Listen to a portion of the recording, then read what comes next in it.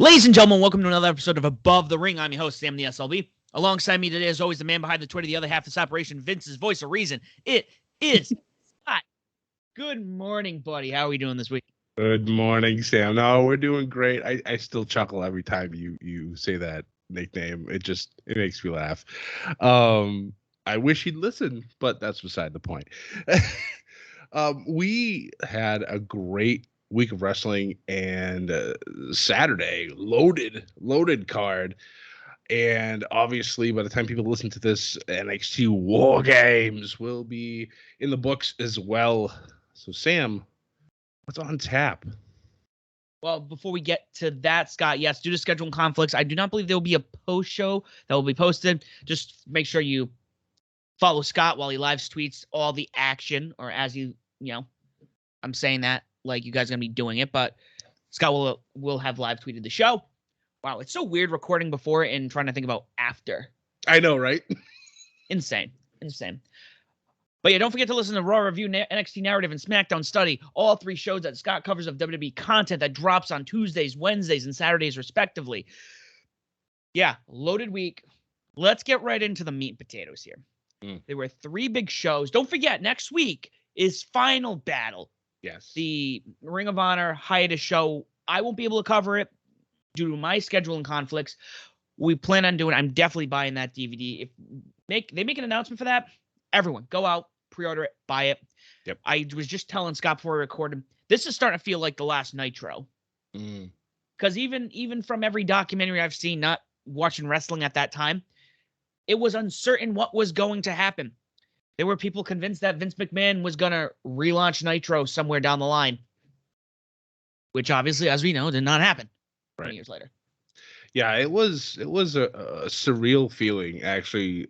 I was by that time I was full WWE, but I would still kind of go back and forth from Nitro during like commercials and see what's going on. But watching that last show, going back and forth and showing things from WWE's standpoint and WCW standpoint, it was surreal. Like when Shane came out, like I remember I swapped channels back and forth just to see like how the camera views were, and I'm like, is this really happening live? And I'm, oh my god, this is like, as a kid I was like freaking out.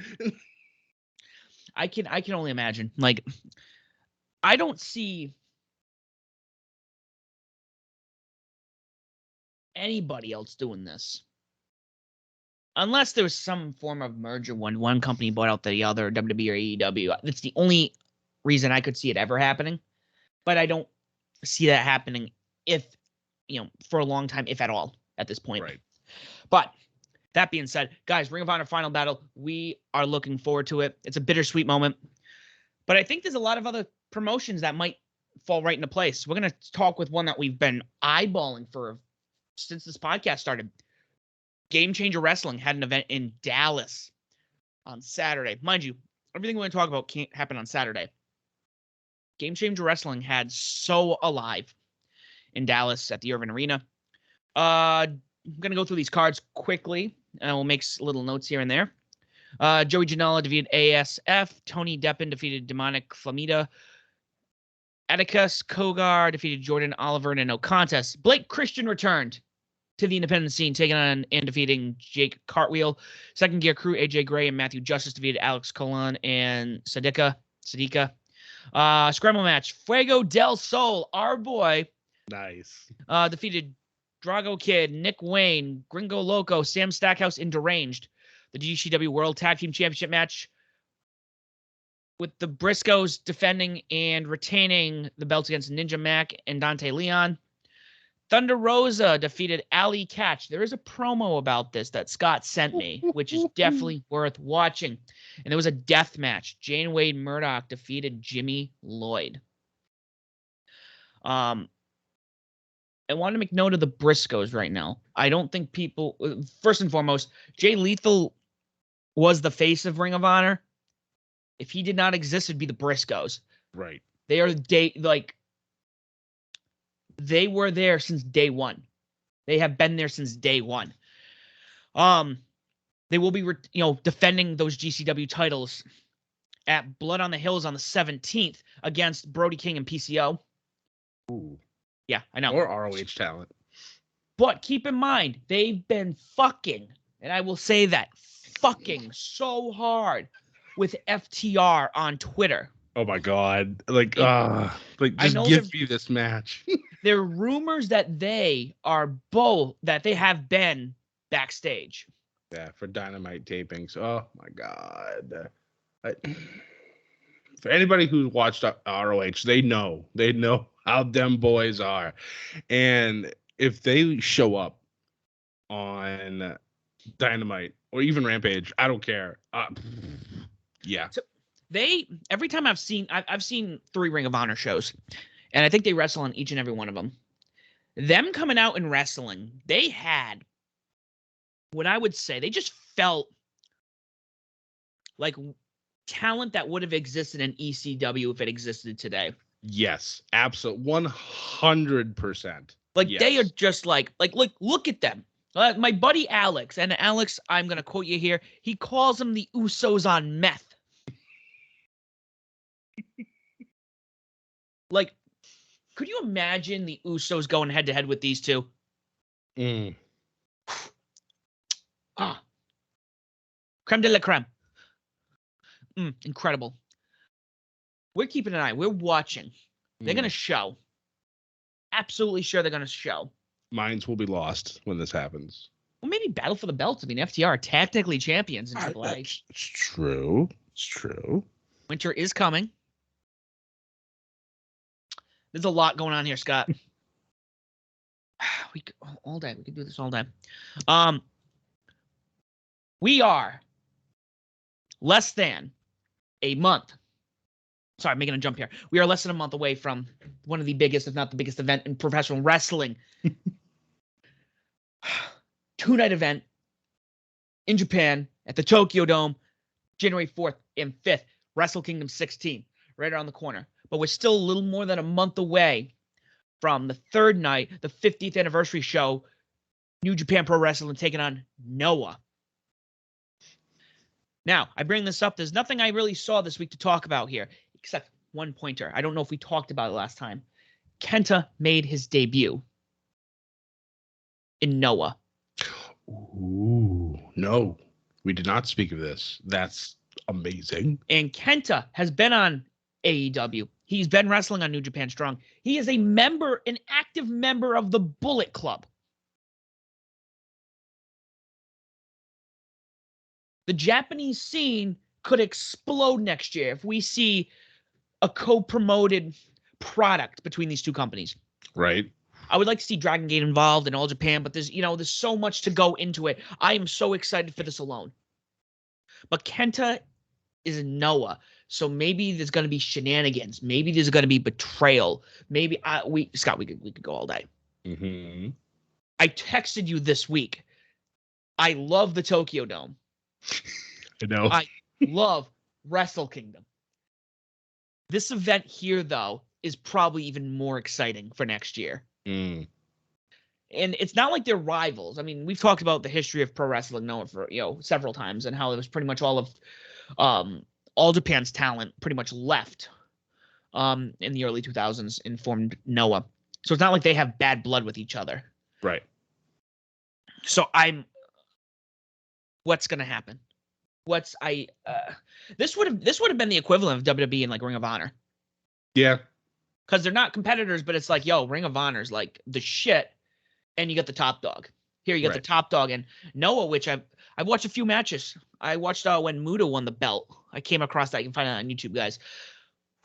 They know how to put on a show too. So, as I told Scott also before we recorded, this is slowly becoming the Everything But WWE show. Yep. Almost like the format we're going for, since Scott covers everything else right now. We're gonna immerse ourselves. We're going to take the red pill and see how far down the rabbit hole goes. Yes. But to jump back, with Ring of Honor going on this hiatus, I have this feeling that other companies are going to have their opportunity to rise up and grow and start to make a name for themselves. GCW is one of them. GCW, I think, with Ring of Honor, it might be hard for Ring of Honor to come back with a company like that. Because they've been up and coming for a while. Yep. Another one, it's one that we need to get, back into the fire there, Scott. NWA, they had their Hard Times 2 event as well. We're going to go through this card quickly. There were some really cool moments here. Especially we talk about the end. I know Scott's super excited about this. Okay, the Hex defeated Kylie Ray. Oh, man. That looks like a 4-way tag match. Yeah, 4-way tag match for the women's tag titles. Mims defeated Jax Dane. Homicide defeated out. Homicide. I could go through these names. They have a lot of names here. Homicide won the gauntlet match for the Junior Heavyweight Championship. Austin Aries defeated Titus for the Junior Heavyweight qualifying match. The OG Kingdom, Matt Taven and Mike Bennett defeated Aaron Stevens and JR Kratos for the tag titles. Well, they retained. Colby Carino defeated Doug Williams in the singles. Mickey James defeated Kira Hogan for the Knockouts title. Tyrus defeated Cyron. No DQ match for the television championship with Pope as the special guest referee. The Pope. Chris Adonis defeated Judas for the national championship. Wow, these are they really brought a lot of their old titles back, huh? They did. La Rebellion defeated The End for the tag titles. A grudge match between Nick Aldis and Tom Latimer. Camille defeated Melina for the women's title. And Trevor Murdoch defeated Mike Knotts to retain the the 10 pounds of gold. Now, this one here, the end of it, I caught and I freaked out. I said to Scott, we have a man who's shown his face in almost every promotion in the States since leaving WWE. Matt Cardona came out at the end of this.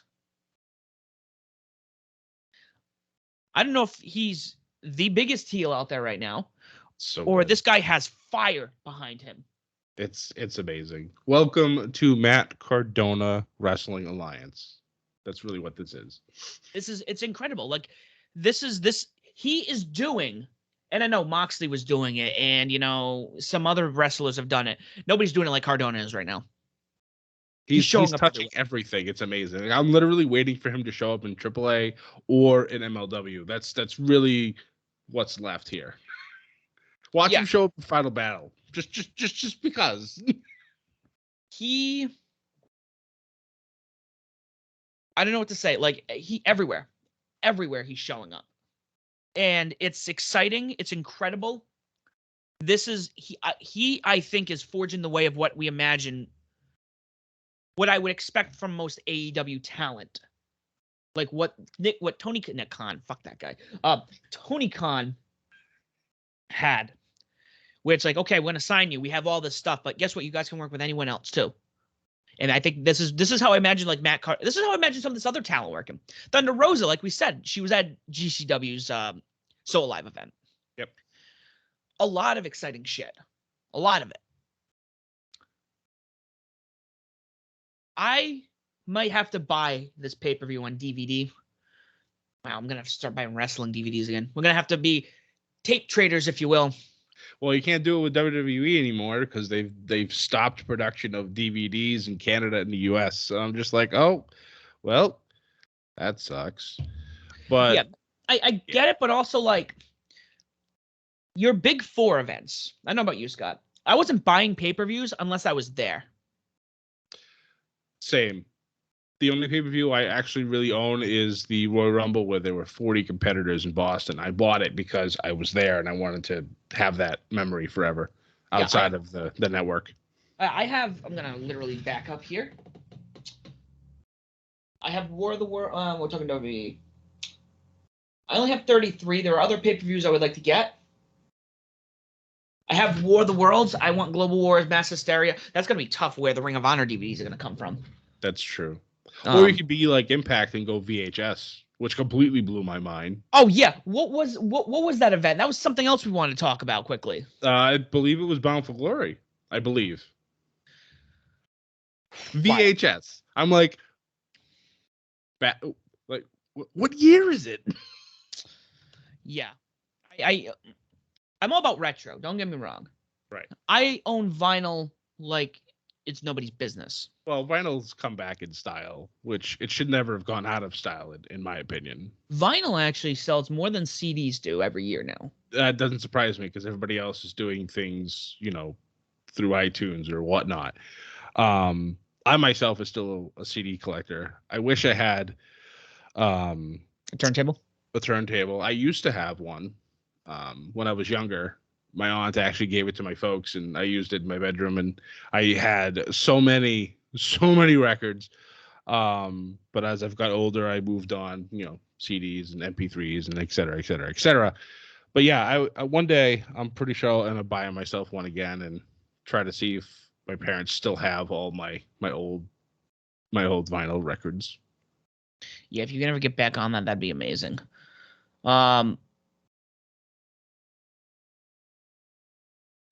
Yeah, so I'm all about that. But I know bands who've released stuff on cassettes. I know bands who've released stuff on 8-track. If you know what an 8-track is, look it up. It's the worst headache of your life. My grandparents gave me theirs when I was little. And even as a little kid, I'm like, why the fuck does this thing switch sides midway through a song? Yep.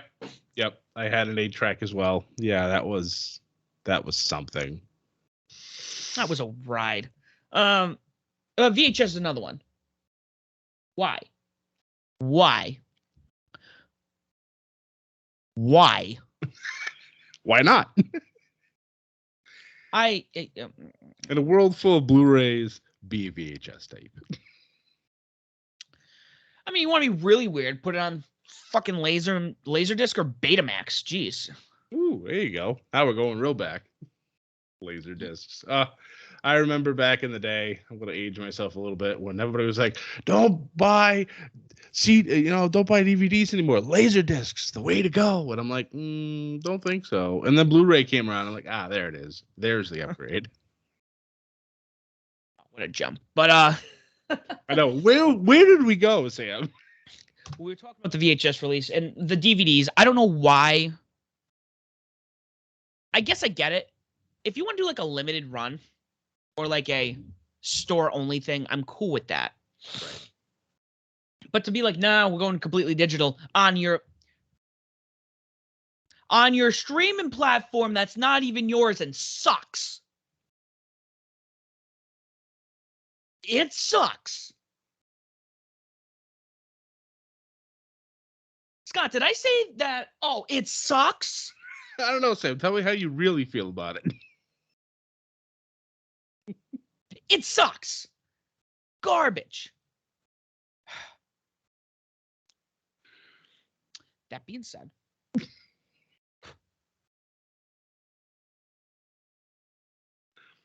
fuck Peacock. Anyways.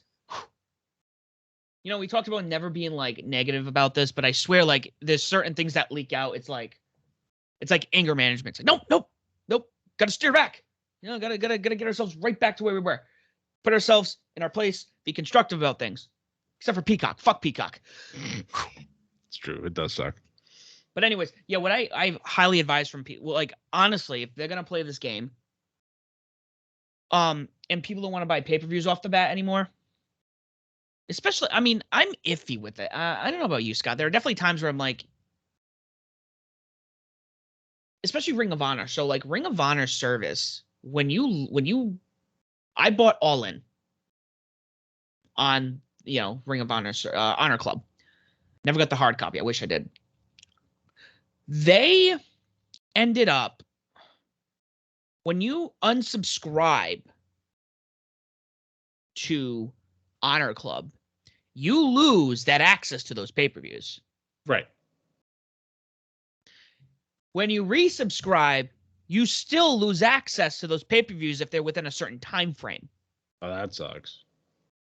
Yeah, so if I think it was like $25-$30 for that. I didn't have access to it. I was a little bullshit. Buy DVDs. Anyways, I'm also a hard copy guy. I think most of you at this point with my old setup saw my CDs and whatnot, my video games, and one day I'm gonna have a study, this is how I describe it, like a Teddy Roosevelt trophy room. Ooh. Minus the trophies. I'm not a game hunter. but like a nice wooden fireplace and a nice big desk and a nice soothing gentleman's lounge where I can have my humidor and I can smoke. And I can sit up all night and, play Halo Infinite on my Xbox, like the gentlemen do. Just imagine that, like a nice fireplace. You hear the crackling, just very calming music, the turntable going. Yep. You hear the crackling and then headshot. Yeah, exactly. You just see the Master Chief teabagging. Yes. As Teddy Roosevelt would have liked. Wow, we are straying off course here. Is this OFR? What's happening, Sam? Oh, man. The hybrid. It's a hybrid. Yes, there it is. Oh, man, that would be a weird shit. The hybrid. Scott, we need. I still have food shopping to do today. Anyways, on top of all that, totally forgot. AAA, Triplemania, Regia. Sorry, I'm totally fucking that up. Their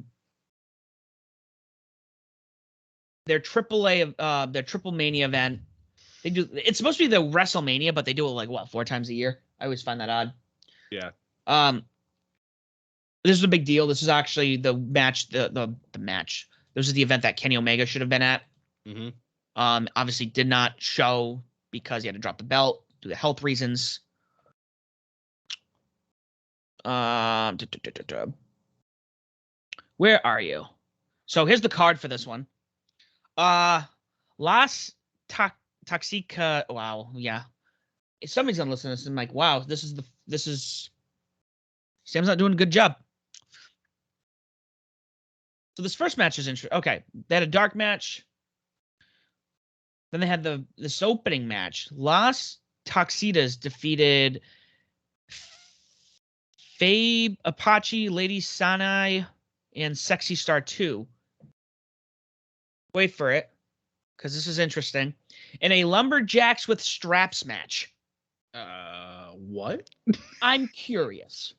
Now, do the Lumberjacks have like straps that they're beating on whoever goes outside? If that's the case, then I want to see this match. I do too. I'm really curious. Super curious. Super crazy.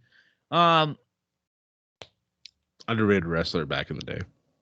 Absolutely. 100%. We did had Nuvea Generacion Dinamita defeating Los Vipers and El Poto del Norte. That's like Tito Santana. Am I reading that right? It might. Oh, a younger guy named Tito. It's not Tito Santana. Oh, okay. It's a 35-year-old with that name. Wow. Okay. I was like, wait a minute. What year is this? That was a 3-way trios match to be the number 1 contenders for the AAA World Trios Championships. La Empresa. Samantha and I were talking the other day that we need to learn Spanish. It's true, sir. Right now, I can do French. Because I did take French. Man, do I sound too American right now. I sound like Brad Pitt in Inglourious Bastards. La Empresa. They defeated Dave the Clown, Murder Clown, and Chessman in a trios match. La Faction Ingobernable. Dragon Lee. That one, that one's a little easy. I wonder what faction that is. I wonder. Defeated Laredo Kid and Willie Mack. The AAA Tag Champions FTR with Vicky Guerrero defeated the Lucha Brothers for the titles. Psycho Clown, Pagno, and Cain Velasquez. I totally forgot he's wrestling down there. Defeated LA Park and Los Mercenarios, which includes Black Taurus.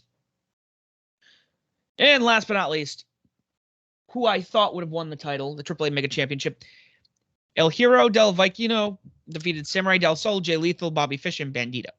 Good. I expected that, so good. I'm glad they went with that. So this is something, like I said, AAA is not in the States due to some falling out they had years ago. You can find this on YouTube somewhere. Definitely check it out. I want to see AAA back in the States so bad. They do put on some great shows. So much wrestling, not enough time. I know.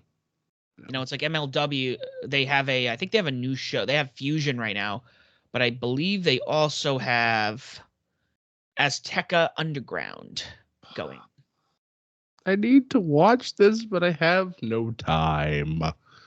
This is why I'm here, Scott, to tell you that we don't have any time.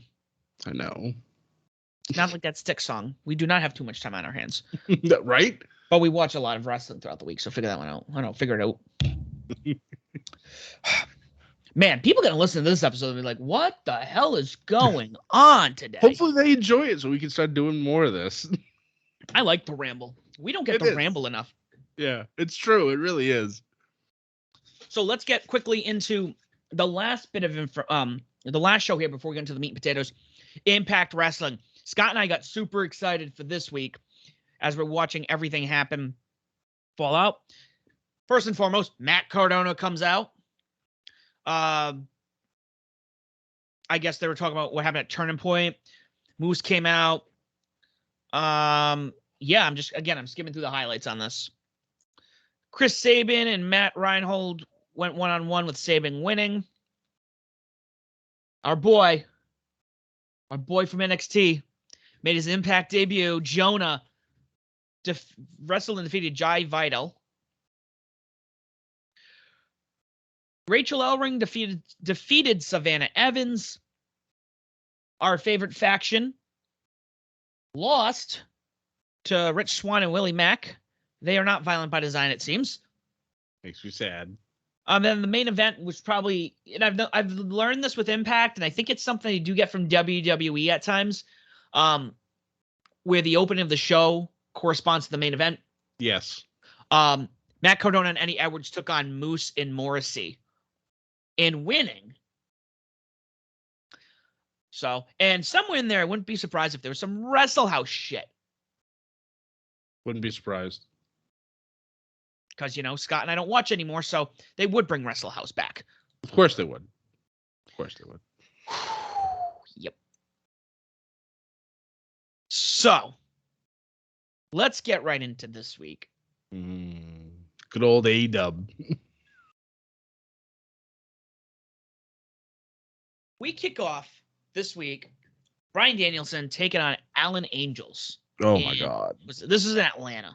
Yep. Oh, no, this was Duluth, Georgia. Georgia, yeah. Isn't Duluth next week? I think. I don't know anymore.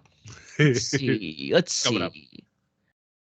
I went AEW. Why does UFC come up? Wow, Yahoo sucks. No, they're in Long Island. This is the big UBS show.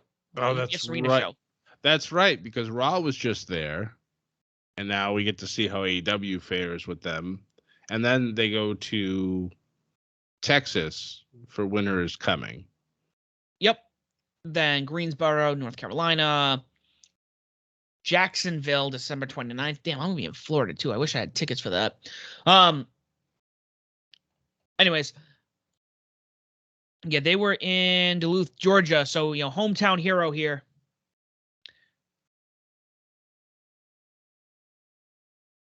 I don't know if Alan Angels is that good or Bryan Daniels makes him look that good. It might be a little bit of both. And that's what I think I'm getting at here. Because both men looked incredible. People forget why they signed some of this talent. Obviously, Alan Angels is on the bottom tier of the Dark Order, but being able to open up the episode with him and Bryan Danielson taking on each other, I strongly stick to what I've said.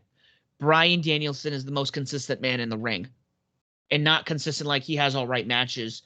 His matches are the best matches on the card. He's hitting his stride and he wants to call it his peak at this point, and I completely agree.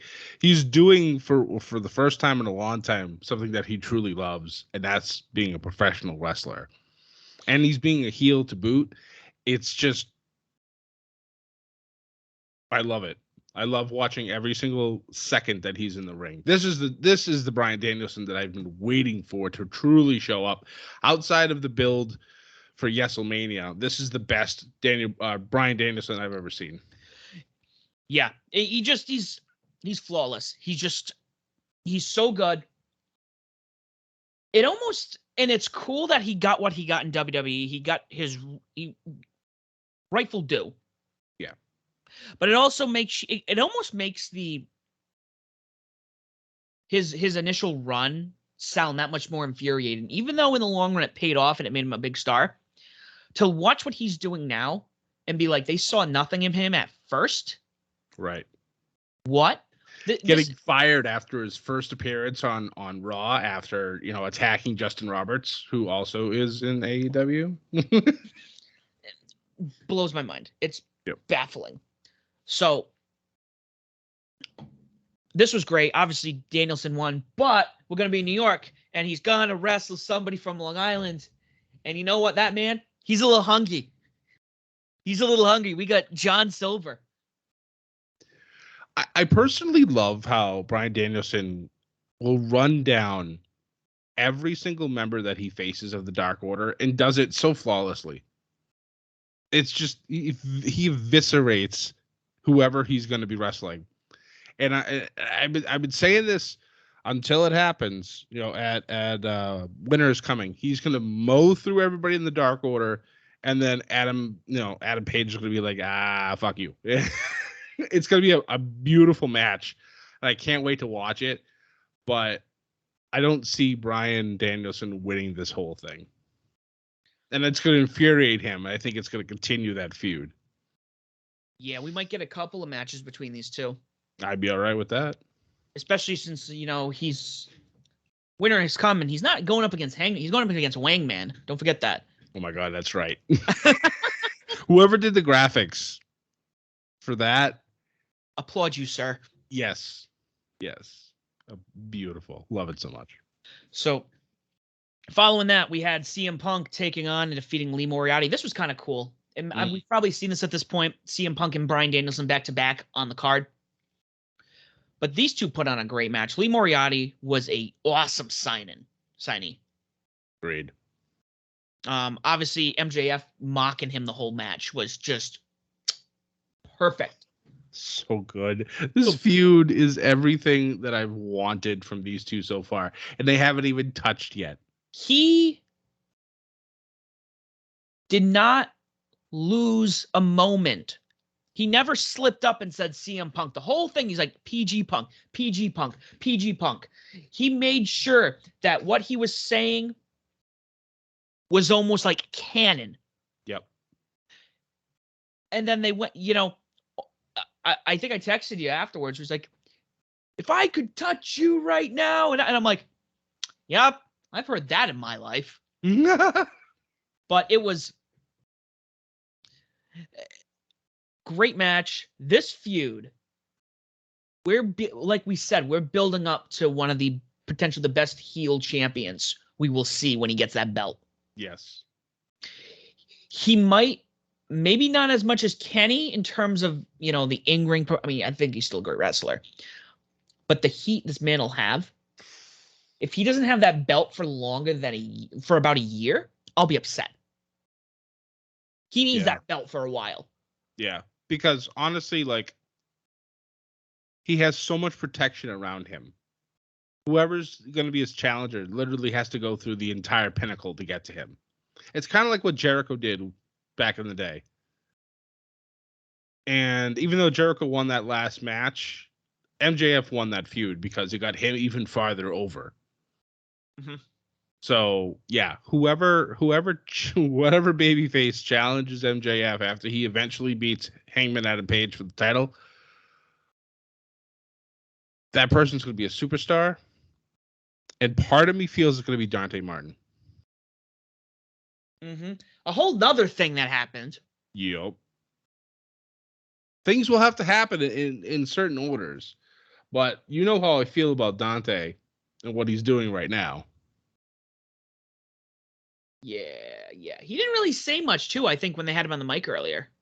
No, but then that's all right. He doesn't really have to talk yet. No, he doesn't, because why does he need to talk? Right. Because, going off of what you're saying, maybe he's just like, yeah, I'm going to join them. They can do all the talking. I'll just go fight. Yep. And when the time happens, boom. Yep. Implosion. Yep. So next up, we had first of all, I think it was Sting's first in-ring appearance on TNT in years, they were saying. Yeah. Not only that, we got his first it was his first match against Billy Gunn in, what did we say, 15 years or something like that? Yeah. Man, this was cool. And this was exciting to see the Gun Club on TV. Yes. You and I had this talk. It would have been cool to see the Gun Club win. I'm not mad with either or team winning here. True. Yeah. But I feel like if you were going head to head, the two undefeated teams, I feel like the best way that you would have been able to make this happen was at a pay-per-view. That's true. Or Winter is Coming, a bigger event. Right. It was a good match. It was a fun match. Billy Gunn doesn't look like he's aged. No. You know, some of this talent here, I mean, fucking Sting even, like, I know. he's north of 60. I know. Most other people, you're like, oh, you're 60 years old. Like Triple H, everyone's like, oh, you're looking a little stiff. You know, Shawn and Trips probably should slow down. Undertaker looking a little stiff. Sting over there wrestling like he's like, it's the Monday Night Wars all over again. Right. Yep. And I hate myself for having to say this, but they're actually being used correctly. They are. I know exactly what I know. It took me a minute to see what you were talking about there. Fucking Andrew. Our friend Andrew, in our group chat, whenever anybody gets released from WWE, he always goes, it's all right. They'll get signed by AEW and get used correctly. And every single time, either Sam or myself always has some quip back at him. But the fact that I had to admit that on this podcast, it eats away at my soul. And the fact that he'll probably listen to this one day and he'll be like, you sons of bitches, I told you. Yeah. Well, it's funny. I do want to mention, well, we're going to go to Rampage and I have something to say about that, but it kind of goes in lieu with what we're talking about here. But then we had this TBS Championship Tournament quarterfinal. Ruby Soho and Chris Statlander. Might be the match of the night. It started off like super technical and like the ladies were feeling each other out like for like a good 10 minutes. And it felt like the crowd was going to lose interest. And then things just went. And I'm like, okay, there it is. I love this match. I thought it was fun. It was. Soho obviously is going forward. Big hug at the end, I kind of like, it's bringing in a little bit that, it's kind of like what Jay Lethal did when he wrestled Sammy. Yes. The code of honor in Ring of Honor was, it's a ring of honor. You shake your opponent's hand before you wrestle. Very important. And there's a little bit of that I really like, even though, heel work is going to be heel work. But like to be able to do that, like this is competition, but we're going to be professional about it. Yeah. I think it's like you could tell how frustrated Statlander was, but she still was just like, all right, good game. Yeah, no, this was it was good. It was fun. I want to see this Ruby and Nyla match. I stand by what I said, though. I stand by what I said about the tournament still. Yes. So following that, we had this main event, the Atlanta Street Fight, Cody Rhodes taking on Andrade El Idolo.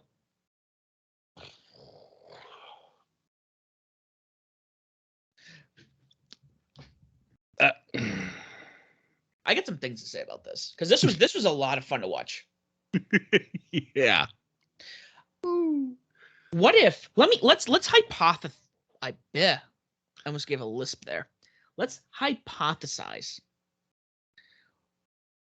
What if Cody not wanting to turn heel is him knowingly not wanting to turn heel is being heel in itself? It's beautiful.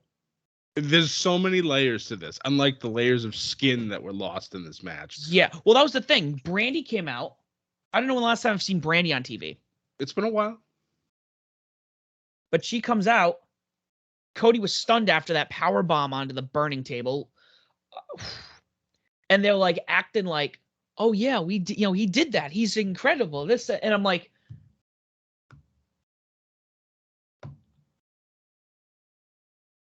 you're not trying to pretend that you're not trying to be a good guy. Right. You're a heel thinking you're a good guy.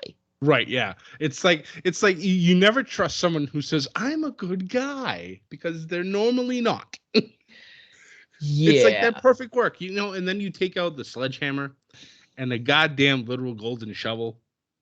Like, come on. And then the big controversy in this match is the end. When Cody puts himself literally through a table, because this was supposed to be an offensive move to put Andrade through the table. Cody eats the table and then scores the pinfall while setting Andrade's stomach on fire. In his back, ripping his back apart. Yeah. Those photos that we saw afterwards, no thank you. It's just, I don't know. Did it look amazing? Yes. Do I think it was the right move to put through the table? No. I think a powerbomb would have been perfect instead of, what the hell did they do? Like an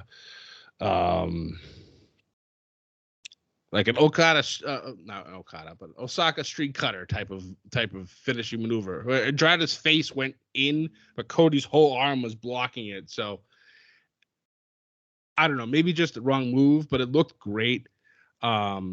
The match itself was just absolutely insanity. I had to go back and watch it again because I was just like, wait, did I see this correctly? Did I sleep and dream this? No, this actually happened. Scott, would you say it was pure fire?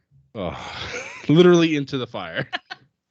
But I think, honestly, the way this match ended, like a fucking knob, went from, fucking Cody won again to like, there's shenanigans going on. Right. He knows he's doing this on purpose now. Oh, of course. That feeling of Cody needs to go away. Yeah. At least for me. I know a lot of other people are going to have different opinions on this. For me, it's like, I want these other people to go over, but Cody's doing this on. This is actually really clever. It is. You can't say that this man doesn't have a spectacular mind for wrestling. No matter how much go away he has currently, like after this match was over, there was not a lot of booing. No. What's bigger? What's a bigger heel move than deciding not to become a heel? And frustrating a crowd. Yep. Yeah. So I'm like, now I'm on board with what's happening. I'm really. There's a lot at play here, a lot at stake. Which we'll go right into Rampage. Good episode of Rampage too. Was kicked off with the TNT Championship title match with the newly signed Premier Athlete Tony Nese and Sammy Guevara. Wow, that's all I'll say. Wow, this was an incredible bout. I know a lot of people they need to stop signing WWE talent. Whatever. Get the fuck over yourselves. He can go wrestle anywhere else, too. There's 2 nights a week he gets to wrestle with AEW. He can go anywhere else, too. Yeah. For those this of you was a great choice. Yeah. For those of you who've slept on Tony Nese, this match should have opened your eyes and be like, oh, okay, yeah, this guy can stick. Yeah. Him and Sammy had mad chemistry. Yeah. Obviously, Sammy getting the win. There was a lot of near falls here, too. Yeah. There were times I'm like, are they really going to do this? Are they really going to do this? I thought it would have been fantastic if Tony would have won the match in his first, official match being signed. But yeah, Sammy's doing some great work right now. Yeah. No, he is.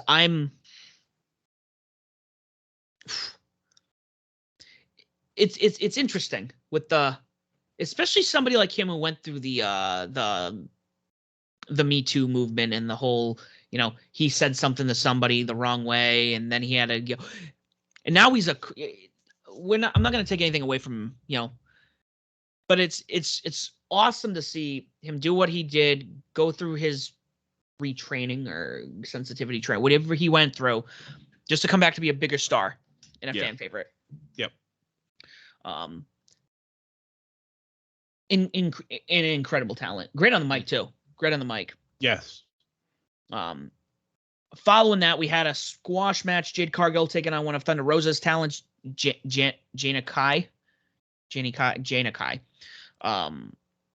Where Thunder Rosa came out and they kind of, thrashed at each other a little bit.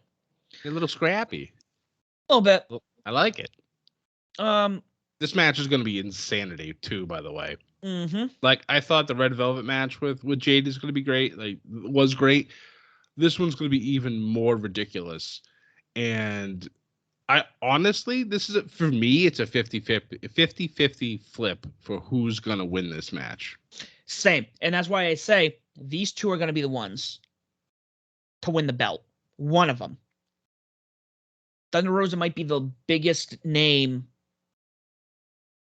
on the women's roster who's not Britt Baker. But Jade Cargill is a perfect heel to have that belt.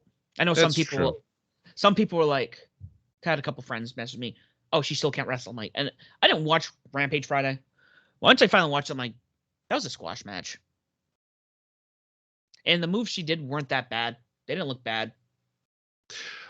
Yeah, this match with Thunder Rosa is probably going to be given some time. So we're either going to see if Jade can truly wrestle or if she gets a little exposed. So obviously she's still brand new to this, but she's been dominating in pretty much every single match she's been in. So not everybody can be Bad Bunny on their first match. Oh, Jesus. That's true. That still blows my mind how great that match was. Still might be one of the best matches from this Mania. Yeah. No, definitely. Yep. Totally better than Bam Bam Bigelow and Lawrence Taylor like 20-something years ago. But I remember that match. Oh. So I want to talk about being used correctly. We're going to jump back. When I was watching Rampage, watched it late, they had the promo with Jungle Express and Christian. Mm-hmm. And Christian is over there, kind of, he's part of Jungle Express, but he's also like a manager. Right, yeah. He's like a manager. It's like he doesn't wrestle often, but he's involved. I mean, there's times he doesn't come out with them. It's true. This older talent, I know a lot of people like to keep signing old talent. Let's look at this. Christian with Jungle Express, Sting with Darby, Taz with Team Taz, Ricky Starks, Dante Martin, all these other people. Tully Blanchard with the Pinnacle, Chris Jericho with the Inner Circle. Who else do we fucking have? Matt Hardy, the Hardy Family Office. Arn Anderson with Cody.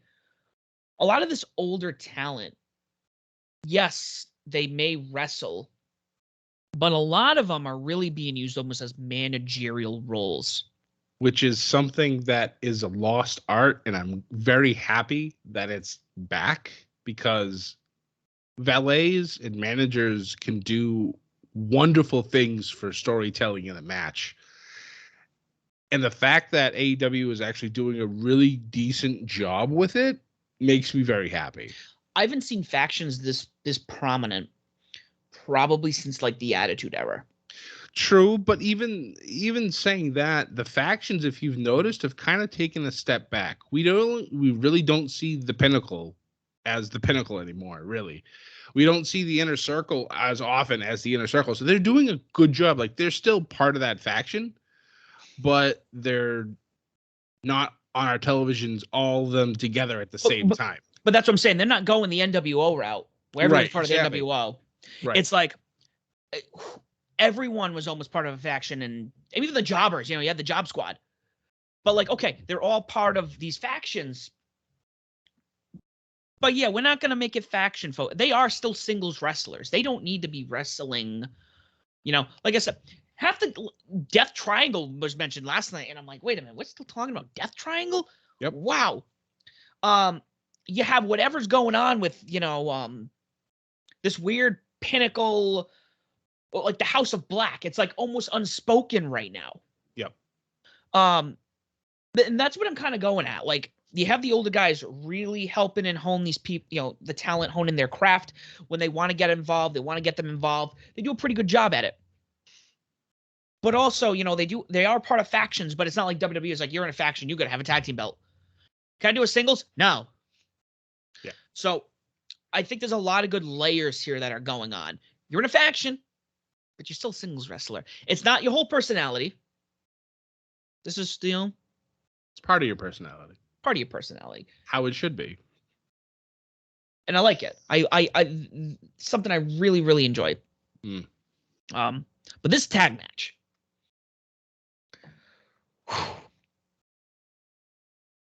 I didn't think,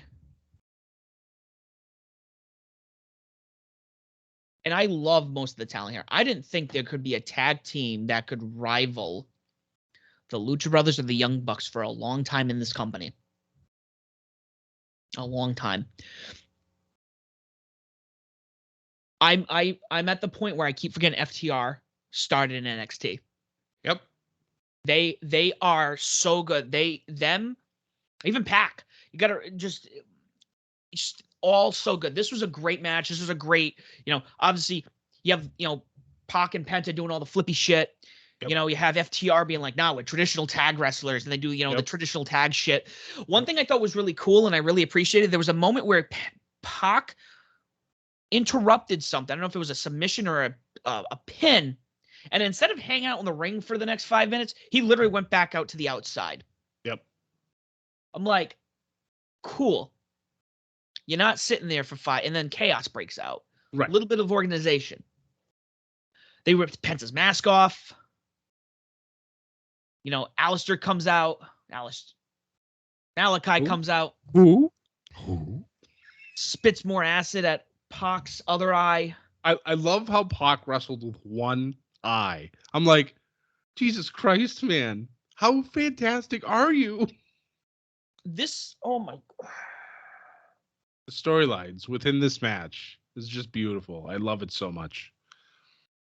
The only one confusing thing that I have is that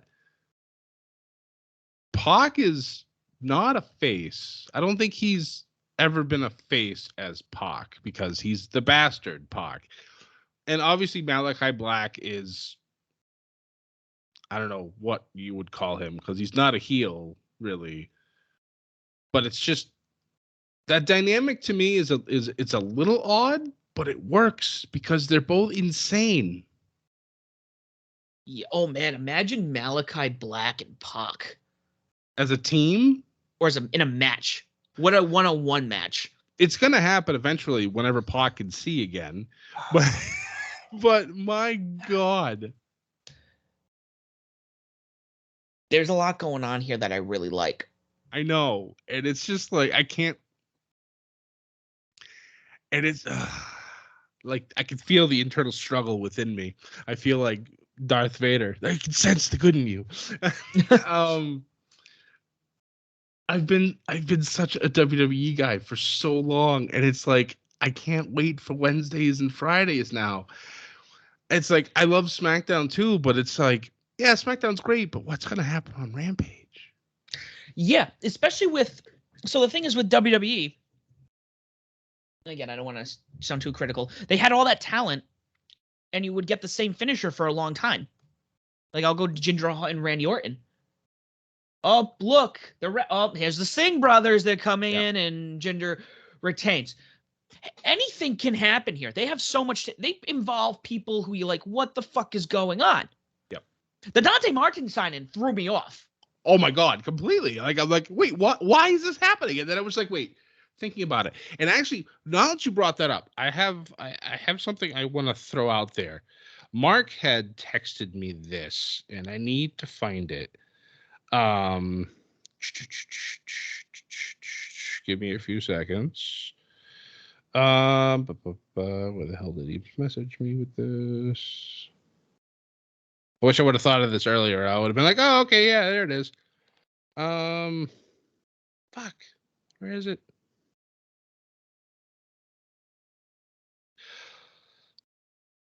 But I can't find it right now because naturally that's just how this shit works. So, oh, of course, there it is, right in front of my face. So he was listening to our episode last week, and he said another thought about Dante Martin joining Team Taz. He says, "What about an eventual 3 versus 3 match with Starks, Hobbs, and Dante versus Leo Rush, Matt Sydal, and a returning Darius Martin?" Right? Ooh. Right? That was my reaction when I read it. I was like, holy shit, that's brilliant too. I mean, it completely threw my idea of him just being there to implode Team Taz, but you bring his injured brother back. Possibilities. So thank you for sending me that because that blew my mind. Yeah, incredible. There's actually, now I think about it, if I can find...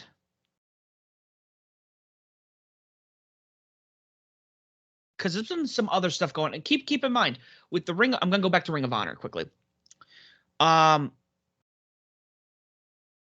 been some shit going on Dark and Elevation we haven't watched. I know. AW Dark results. I'm going to bring this up quickly. It's funny while you look for that. Like Mark's been like after me, he's like, just stop watching Raw. Just watch Dark and Elevation. Like I can't. I have to have the voice for the other side, but I want to. I just don't have the time. If we were a proper news outlet, we would be covering everything. Absolutely, yes, absolutely. If we had the time in the day, I would definitely be watching both. Well, here's something we missed. We'll have to go back and watch Adam Cole taking on Anthony Green. Yes. Apparently that match was absolutely outstanding, and I have this feeling that they're going to sign Anthony Green, and if they do, God bless him for doing so, because that man is such a talent, and the fact that he's still the fact that he hasn't been immediately gobbled up by somebody is truly a shame. So I really, really hope that he becomes a staple of Dark for now, and then eventually continues to go onto the main roster and actually make a big impact, because I feel like he can. I swear I saw it somewhere on here.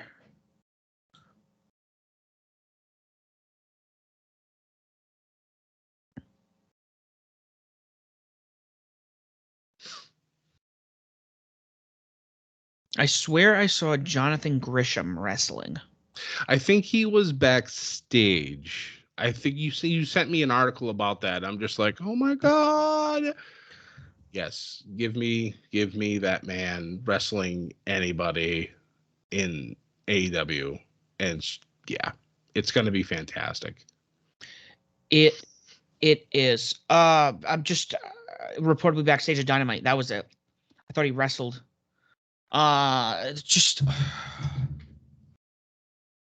2022 is gonna be fire. Yep. Fire. And just a thought, also to throw this out there, we still have Wyndham in the wind. He's still in the wind. We don't know where this man's going to show up. So you mentioned that, and I want to tell you. So I woke up this morning, and I got a million notifications. Whether it be Twitter, whether it be Snapchat, whether it be Instagram, Facebook, whatever. And there was one from Twitter that said Wyndham tweeted for the first time in a while. And I clicked on it, like, let's see what he tweeted. And it said the tweet had been deleted. So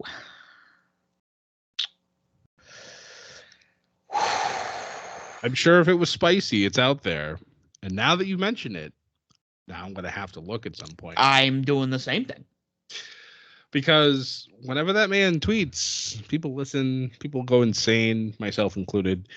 I swear to God, if that man shows up at Winter is Coming, I'm going. You're going to hear me. You're going to hear me, Sam from Rhode Island, screaming bloody murder, and I'm going to be. That to me, I feel, is the biggest pain that I've received from WWE. It's the fact that they let him go, and the fact that they would not give him full creative freedom, because I know that that's just not how this works. But that man has done some magical things inside and out of the ring. And I need, and I will say this with a capital N, need him to come back and just blow us away again. He is going to do some crazy shit. He's gonna have steam behind him. Oh my God. I can't wait to hear what he has to say. I don't even care at this point if he's going to completely destroy WWE verbally. I don't care. Knowing him, maybe not. Like maybe he'll take the professional route of things, but he'll probably have some innuendos. I know because his more had to do with Brody Lee, my understanding. Yes, I mean that really rocked him. Because him and Brody were literally like brothers. From what I remember, the whole mental health thing was just a farce. That wasn't a problem. And I guess they had plans for him, and then all of a sudden they changed their mind. And this is all speculation. Yep. But it's, I don't know. I've heard so many things about what's been happening with Bray. I just, at this point, I just need to hear from him to let us know, what he'll tell us anyways, what's happening, what's been happening, and what he's going to do, because this man not being on television every single week is a travesty to the professional wrestling community, in my opinion. Oh, it is. He's what do you want to say? Like, yeah, when he comes back, he's going to shake the wrestling world. Yep. He's going to be untouched. Well, that being said, guys, thank you for listening. At least these people are being used right. Am I right? Right? God damn it, Andrew. If you don't already do so, please make sure you follow us on Twitter at Above the Ring. You can find us on Facebook, Instagram, and YouTube at Above the Ring. Don't forget to follow Ship It Studios, our partner, latest partner. We have merch. Go find our merch. Also, do not forget to follow our friends Back to the Ring. They have an awesome podcast where they take old matches, put in new talent, and try to book it and see if it kind of has the same outcome as it would have X amount of years ago. We are on all streaming platforms. If there's a platform, streaming or not, that we're not on that you'd like to get us on, let us know and we will look into it. On your streaming platform, please make sure you like, share, subscribe, leave a comment, leave a review, tell people why Ship It Studios, Above the Ring, Back to the Ring are the podcast of your choosing and why they should listen to us as well. Guys, don't forget to ship it. And as always, do not forget to join the Bedlam.